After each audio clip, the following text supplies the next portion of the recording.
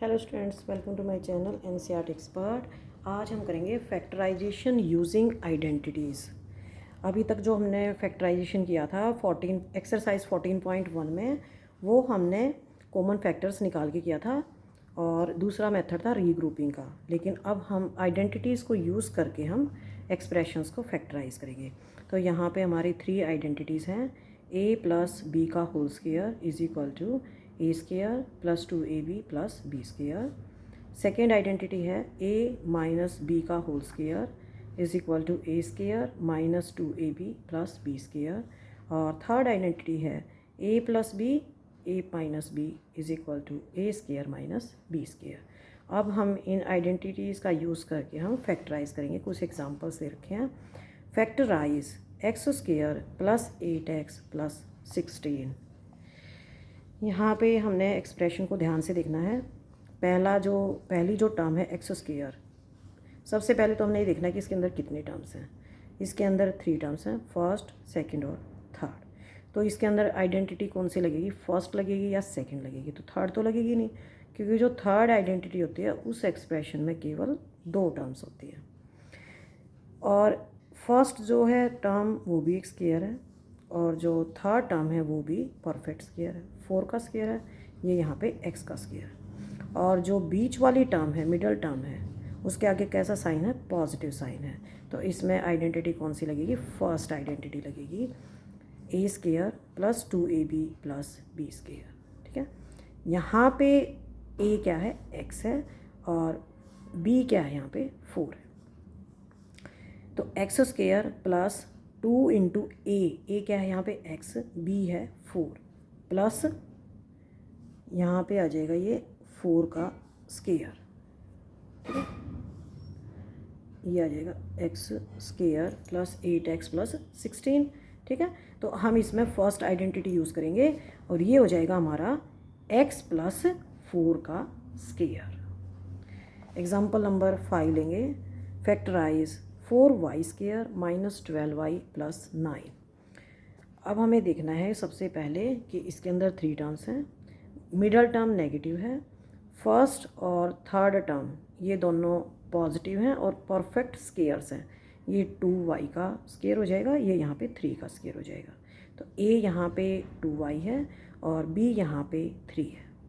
तो अब हम इन वैल्यूज़ को, इस एक्सप्रेशन को खोल के लिख देंगे। ये हो जाएगा 2y का स्क्वायर माइनस 2 इंटू ए इंटू बी।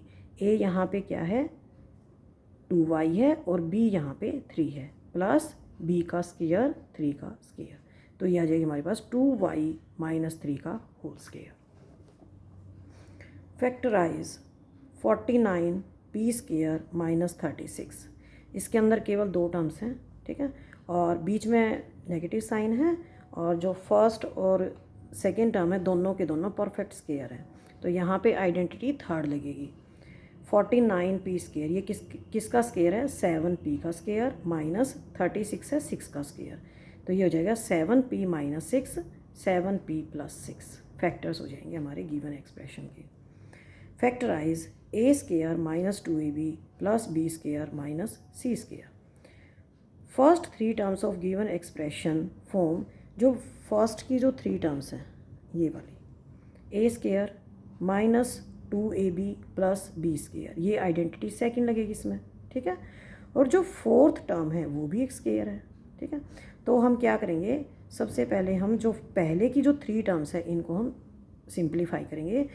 तो ये हो जाएगा हमारा a माइनस बी का स्क्वायर माइनस c का स्क्वायर। अब यहाँ पे हमारी आइडेंटिटी थर्ड लगेगी। ये यहाँ पे a है और ये यहाँ पे b है। अब a माइनस बी लिखेंगे और a प्लस बी लिखेंगे। तो पहले लिखेंगे a minus B, a minus B minus C, bracket close.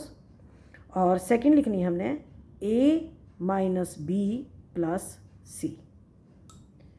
तो ये हम इसको ब्रैकेट्स को हटा लेंगे। अब हम जो ये डबल ब्रैकेट्स लगी हुई हैं इस पर यहाँ पर हम सिंगल ब्रैकेट लगाएंगे, a minus B minus C, a minus B plus सी।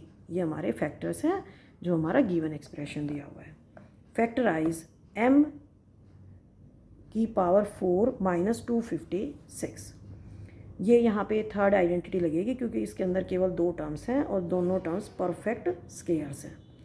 यहाँ पे आ जाएगा m की पावर 4, इसको हम लिखेंगे m स्केयर का होल स्केयर। 256 आ जाएगा 16 का स्केयर। इसको हम इस तरह से लिख देंगे, ये यहाँ पे थर्ड आइडेंटिटी यूज़ हो रही है हमारी, m square minus m square का होल स्केयर माइनस 16 का स्केयर। तो यहाँ पे थर्ड आइडेंटिटी को यूज़ करेंगे m square minus 16 m square plus 16। m square minus 16 इसको हम आगे भी फैक्टराइज कर सकते हैं। इसको हम फैक्टराइज इसलिए कर सकते हैं क्योंकि यहाँ पे जो m का स्केयर है ये भी एक पॉजिटिव, ये भी एक स्केयर है और 16 ये भी 4 का स्केयर है। तो ये आ जाएगा m square minus 16 is equal to m square minus 4 का स्केयर। इसको हम खोल के लिख देंगे m माइनस 4 m प्लस 4। यहाँ पे हम वैल्यू रख देंगे इसकी m स्केयर माइनस 16 की, ये आ जाएगा m minus 4 m plus 4 m square plus 16। ये आ गया यहाँ पे हमारा इररिड्यूसिबल फैक्टर्स। नेक्स्ट टॉपिक दिया हुआ है factors of form x plus a x plus b। Let us now discuss how we can factorize expressions in one variable like x square plus 5x plus 6। अभी तक जितने भी हमने questions किए हैं उनमें एक से ज़्यादा वेरिएबल थे। अब हम ऐसे क्वेश्चंस करेंगे, ऐसे एक्सप्रेशंस को फैक्टराइज करेंगे जहाँ पे केवल एक ही वेरिएबल है, X square plus 5x plus 6। इस तरह के एक्सप्रेशंस लेंगे। Observe that these expressions are not of type, ना तो इसमें फर्स्ट आइडेंटिटी लगेगी ना इसमें सेकंड आइडेंटिटी लगेगी, ठीक है। तो इसमें इन दोनों में से कोई आइडेंटिटी नहीं लगेगी।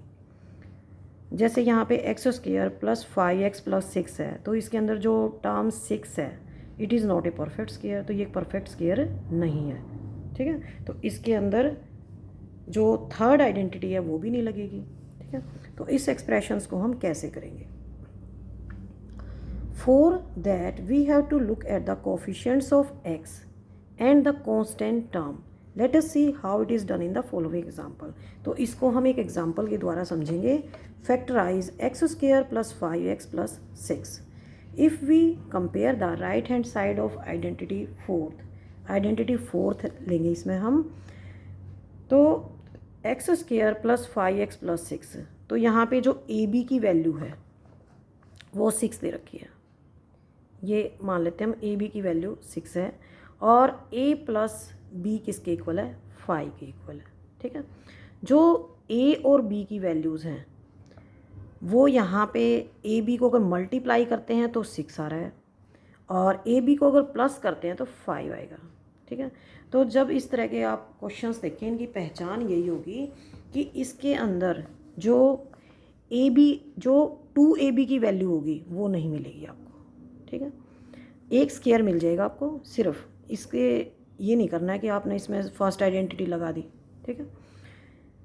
अब इसमें हमने क्या करना है, जो 6 है, जो 5x के फैक्टर्स, 5x को हमने 2 पार्ट्स में इस तरह से डिवाइड करना है कि जब हम उनको मल्टीप्लाई करें तो 6 आए, प्लस करेंगे तो 5 आएगा, ठीक है।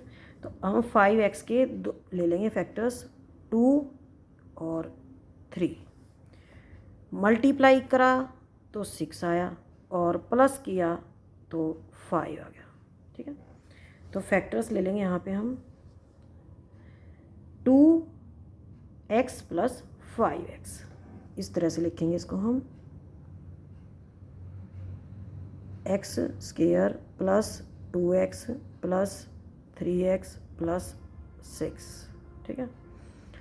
x यहाँ पे कॉमन ले लिया, बच गया x प्लस 2 प्लस 3, यहाँ पे कॉमन ले लिया, अंदर आ गया x प्लस 2, ठीक है।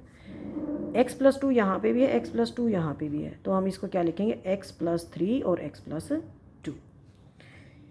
हम इसके 2-3 एग्जाम्पल और करेंगे ताकि आपको ये जो अलग तरह के जो फैक्टर्स बनाए हैं एक्सप्रेशंस के, ये आपको अच्छे से समझ में आ जाए, ठीक है। अब हम इसका एक एग्जांपल और लेंगे। Find the factors of y square minus 7y plus 12। आपको इसमें एक चीज़ ध्यान रखनी है, वी नोट दैट 12 हमने 7y के फैक्टर्स बनाने हैं। 7y के फैक्टर्स इस तरह से बनाने हैं कि जो दो फैक्टर बनेंगे 7y के, उनको हम मल्टीप्लाई करें तो 12 आए और प्लस करें तो 7y आएगा। ठीक है, तो यहाँ पे फैक्टर्स कैसे बनेंगे? X square minus 3y minus 4y। 3 और 4 को अगर हम मल्टीप्लाई करेंगे तो 12 आएगा और 3y और 4y को हम प्लस करेंगे तो 7y आएगा। अब हम दो टर्म्स को लेंगे, वाई स्क्वायर माइनस 3y, इसमें क्या चीज़ कॉमन है? y है, अंदर क्या बचेगा? y minus 3। अब हमने जो नेक्स्ट दो टर्म्स हैं 4y प्लस 12, इसके भी हमने फैक्टर्स बनाने हैं। इसमें देखना है क्या कॉमन है, 4 कॉमन है इसमें। अब हम इसमें -4 कॉमन लेंगे। -4 क्यों लेंगे, +4 क्यों नहीं लेंगे? अगर हम इसमें +4 ले लेंगे तो अंदर क्या आ जाएगा? -y आ जाएगा, -y + 3। लेकिन हमें क्या चाहिए? y - 3 चाहिए। तो हमने y - 3 अंदर बनाने के लिए हमने यहाँ पे -4 लिया है। -4 y को डिवाइड किया -4 से तो क्या आ गया अंदर? y। 12 को डिवाइड किया -4 से तो -3 आ गया। यहाँ पे भी y - 3 है और यहाँ पे भी y - 3 है। इसको हम एक बार लिख लेंगे, ये आ जाएगा y - 4 और y - 3। नेक्स्ट है हमारा obtain the factors of z square -4z - 12। अब हमने क्या करना है? 4z, इसके हमने इस तरह से फैक्टर्स बनाने हैं। -4z, आपने साइन का भी ध्यान रखना है कि यहाँ पे माइनस है या प्लस है। तो -4z के हम फैक्टर्स बनाएंगे। प्लस का तो हम इसमें 2 ले लेंगे और माइनस का इसमें हम 6 ले लेंगे।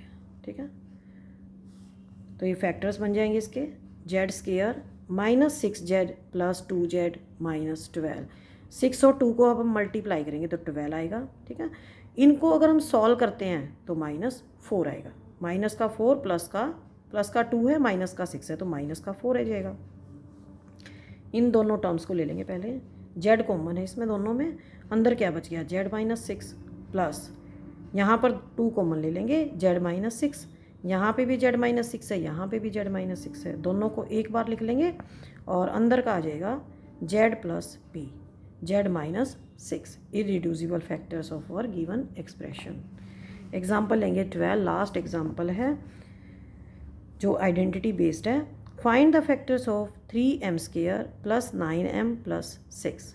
यहाँ पे 3 कॉमन है, 3 is common factor of all the terms, तो 3 को कॉमन ले लेंगे, बाहर ले लेंगे, अंदर क्या बचेगा? m² + 3m + 2। अब हमारे पास ये एक्सप्रेशन है। ठीक है, अब हम इसके जो अंदर वाला है इसके हम फैक्टर्स बनाएंगे। जो 3m है, 3m के फैक्टर्स बनेंगे।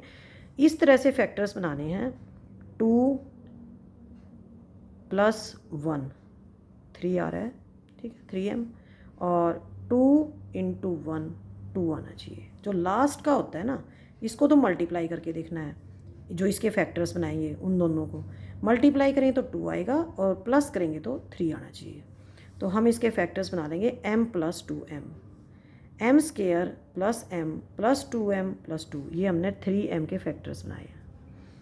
अब हम दोनों जो फर्स्ट और सेकंड टर्म इनको लेंगे, m कॉमन है, अंदर आ जाएगा m + 1। जब हम m को m से डिवाइड करेंगे तो 1 आएगा, प्लस 2 कॉमन ले लेंगे, अंदर आ जाएगा m + 1। जब आप फैक्टराइजेशन के इस तरह के क्वेश्चंस को करते हो तो आपको ध्यान में रखना है कि ये जो टर्म दी हुई है, ये जो अंदर फैक्टर बने हुए हैं ब्रैकेट के अंदर, ये हमारे सेम होने चाहिए। इसके लिए चाहे अगर हमें माइनस बाहर निकालना पड़े कॉमन में तो माइनस निकाल लेंगे, लेकिन जो अंदर ब्रैकेट्स के अंदर जो फैक्टर्स हैं वो हमारे सेम होने चाहिए। क्योंकि हम अगर ये कॉमन है और सेम है तो हम इनको बाहर निकाल सकते हैं, एक बार लिख सकते हैं इनको हम m + 1 m + 2। ठीक है, अब 3 भी तो था, 3 भी तो इंक्लूड करेंगे इसके अंदर, तो ये आ जाएगा 3m + 1 m + 2 are irreducible factors of our given expression this one. मिलते हैं नेक्स्ट वीडियो में, उसमें मैं आपको इसकी नई एक्सरसाइज शुरू कराऊंगी 14.2। थैंक यू बच्चों।